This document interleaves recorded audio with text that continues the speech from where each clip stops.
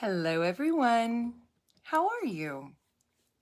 I hope you are having a wonderful day so far. I am broadcasting right now from beautiful sunny San Antonio. Hopefully, we'll get a little bit of rain. We always need that around here. And we have a very exciting session for you today. If you're watching, we've got a lot of followers from all across the world. So if you're watching us live, say hello. Let us know where you're from. Maybe you're a patient or maybe you're a provider. For both, we'd like to say thank you and welcome. And as I mentioned, today is going to be a very exciting session. If you're watching us on replay, you can hashtag this replay. Just put replay in the comments. And look who we brought on screen here. We have Dr. Mark Q. Niederauer. Hey, Q, how are you? Good. And yourself, Kate? I'm very good. I'm very good. So I was just saying hello to all the followers. I know we've had a chance to have a chat before, but today is a special day, really, on all of our social media this month. We've been talking about the differences between continuous delivery of oxygen and topical oxygen and robust delivery of continuous diffusion of oxygen. And there are quite a lot of differences. And I know in the field, one of the questions that I get asked all the time, well, how does it work? And does it really work? And there were some devices, and still are, that don't have the same capabilities. I mean, technology is advancing. And so I thought it was important for us to be able to talk about some of the technology differences between therapies out there today. I agree. There are advances being made in the modern topically applied oxygen that weren't available in the past. Absolutely. Absolutely. And it definitely impacts how much oxygen gets delivered and how the therapy unit works, right? Correct. It does. Yeah. And just to remind everyone, and thank you for joining us again, just to remind everyone, Dr. Mark Niederauer, we are blessed to have him on staff. He has done a ton of work in the medical device industry, has published numerous articles, and is also our Chief Technology and Operations Officer. So Q, let's start off from the top. What are some of the differences between the continuous oxygen generators that are out there? So there are basically two types of continuous oxygen generators out there. The earliest model was disposable, and Okay. it had almost no controls to it. It would produce oxygen under certain conditions and supply it. And so there are some good results, but there's also some questionable results. And those results may be due to the fact that in certain environments, it doesn't perform as well. And what we'll do today is we'll kind of walk through and show some of those differences in how the systems are built between the disposable original devices and then the current reusable, very robust designs for fuel cells. Okay, sounds good. Well, let's start there. How are the oxygen generator cells built, and why is that important? So the way oxygen is generated in these fuel cells is, if you can envision, well, we call it a fuel cell, but it's basically an electrochemical oxygen generator cell. But fuel cells is easier just to throw out there. This is the one we're currently using, and there's another company that's using a very similar one. You can see it's very small, compact, and at this one side here, that's where oxygen comes in from the air, and there's some humidity with that also, and that's crucial in how these things work. What happens is the oxygen comes into the fuel cell, it gets converted as a catalyst to water. So there's basically, it's called a proton exchange membrane. You basically got the protons, electrons that make up a hydrogen atom. They combine with oxygen to form water. That goes through the fuel cell, the electrochemical oxygen generator. And then on their side, it gets converted back to pure oxygen, and then the two components, protons, electrons again. So you've got this nice electrochemical oxygen pump that's going on. And that's what all these constant oxygen generators use to produce oxygen from air, pure oxygen, and supply that to the wound. And the nice thing about it too, and this will play a crucial role later in our discussion, is that when that oxygen is produced, it comes out the other side, it's pure oxygen coming out. Well, now I've also mentioned there's water in that fuel cell. It strips some of that water via evaporation. It just pulls it out. So you've got humidified oxygen leaving. You need good humidity for the fuel cell to operate properly long term. Well, and can you go into depth a little bit? Because you mentioned, I mean, the therapy in the past, there's been reports, well, it didn't work as well in certain areas versus other areas. And could humidity play a role? And how does humidity play a role? Humidity plays a role in all electrochemical oxygen generators, period. So Okay. get to the fact or the point of very low relative humidity. Let's say, for example, the heat wave in the Mountain West right now.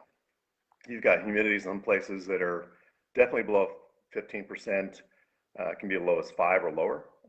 These fuel cells will actually start being impacted by humidity around 30 to 40% relative humidity, depending on the design and the controls that are with it. So initially, the fuel cell will keep producing oxygen normally, but as I mentioned, since that pure oxygen is pulling humidity out of the fuel cell, you need humidity to come back in the fuel cell from the atmosphere to make up that water loss. And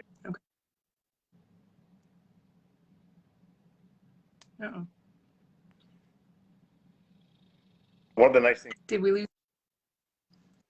Sorry, did you lose me? Just for a minute. Go ahead. I saw my screen flash. So, so one of the nice things about some of the more modern fuel cells that I showed with the robust compression cell, this compression actually gives a much higher efficiency. And so they're more robust, can perform in lower humidity environments. And for example, the device we have will actually monitor the outgoing flow and has controls in it to actually try to correct for that within the unit, and will also show the flow rate so that the user is aware if there is an impact from low humidity.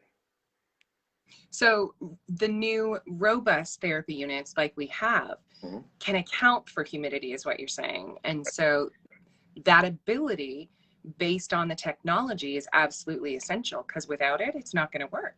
Right. Yeah. Especially in dry, Gotcha. and that applies in arid areas all the time. But if you think about, for example, North America in the winter, the temperature goes down, the relative humidity, when you heat that air back up inside of a home or a hospital, the relative humidity can be very low unless you have a humidifier going. So it can be impacted almost anywhere in the winter. Absolutely.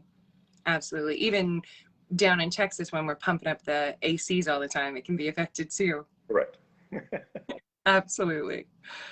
Very good. Now, you mentioned pressure. So robust therapy units like ours are able to adjust for humidity, but they also can adjust for pressure. Why is that important? So what's really important about the fuel cell design, again, is that you can see this one here, and there's another company out there making fuel cells similar to this. They're also compressed. You see the two big end plates.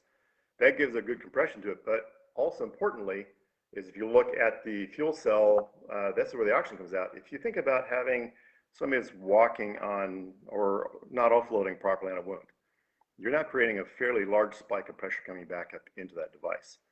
Having a very well compressed fuel cell, it will withstand that and won't have any problems. The earliest device basically uses a tape. So it's a tape membrane, it's basically glued down.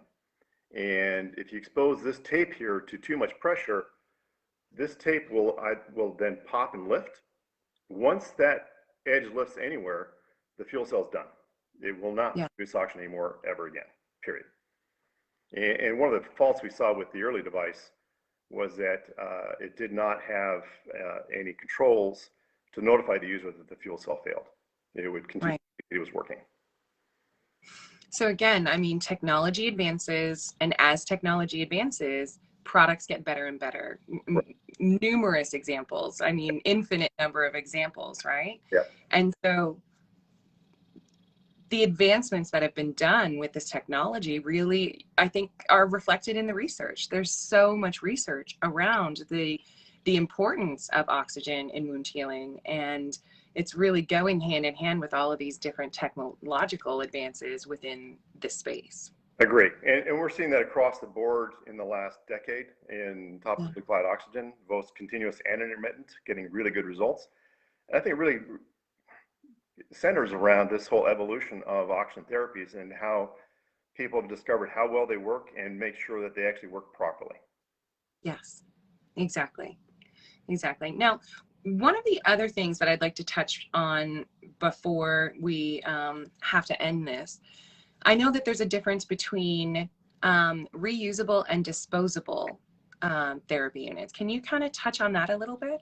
So the nice thing about the reusable ones is that they have a battery that's rechargeable. Mm-hmm. So you have not only battery that's rechargeable, so you can be using the same device for the entire life of the wound until the wound heals. Mm-hmm. Um, but also that with the rechargeable batteries, you're getting a very stable flow from the batteries to the fuel cell at all times that's generating oxygen. So you're getting a very stable flow, depending on the environmental conditions, which we can account for, but you're getting a very stable flow.